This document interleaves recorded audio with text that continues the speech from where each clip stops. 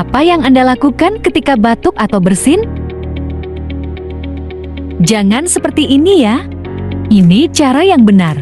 Tutup hidung dan mulut dengan menggunakan lengan dalam baju Anda. Atau tutup mulut dan hidung dengan tisu. Segera buang tisu ke tempat sampah dan cuci tangan Anda.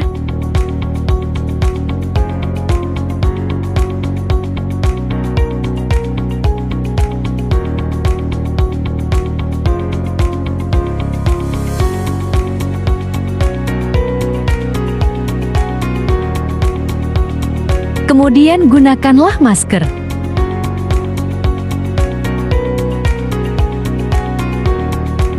Kesehatan dan keselamatan pasien adalah prioritas kami.